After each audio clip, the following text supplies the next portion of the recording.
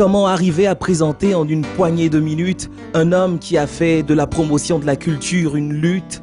Comment dépeindre en quelques lignes et en une pincée de mots cet homme pour qui aujourd'hui nous brandissons des rameaux et dont le mérite a été auréolé par la reconnaissance de la nation à travers une distinction, une médaille, que dis-je, une décoration?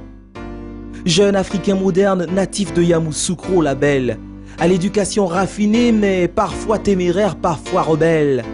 Le petit François, que son père destinait à un avenir d'imprimeur, va plutôt s'imprimer dans la tête une autre passion qui demeure et qui l'aura amené à transcender les vicissitudes de la vie pour s'accrocher à ce rêve et assouvir cette envie.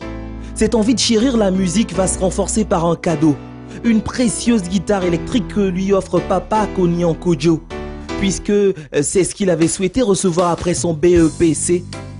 Et c'est de là que tout est parti, que tout a commencé. Il va grandir avec cet entêtement, cette volonté inébranlable de dompter son instrument et montrer de quoi il était capable. Il réussira à côtoyer le prestigieux orchestre du lycée classique, puis il jouera en tant que titulaire dans celui du lycée technique. Son chemin rencontre celui de nombreux autres spécialistes, avec qui il évoluera dans des orchestres en tant que bassiste. Il va monter des groupes avec les Mojos, les Wanglers et j'en passe. C'est le succès, le gros carton avec François toujours à la basse. Mais il va finir par réaliser qu'il y a bien mieux que la pop. Ses influences jazz et soul vont prendre le dessus et hop, avec 18 musiciens chevronnés, il décide de monter un groupe, les fameux Soul Guys, qui lors d'un concours vont remporter la coupe. Premier groupe à jouer et le public émerveillé par leurs prestations sur scène a dû dire que pour les concurrents, ça n'en valait pas la peine.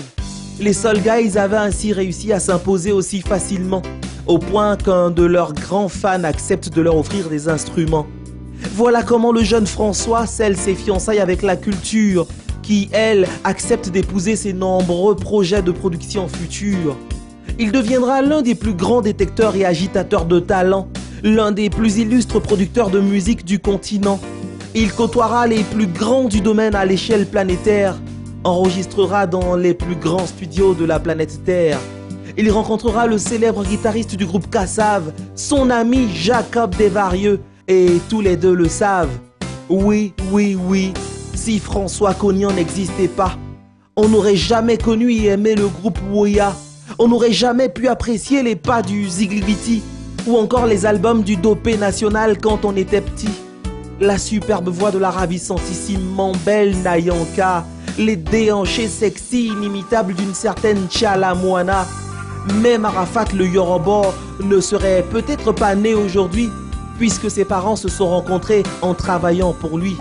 En créant RAS, le premier boys band de l'histoire de la musique moderne, il est considéré comme l'un des pionniers de la musique urbaine ivoirienne.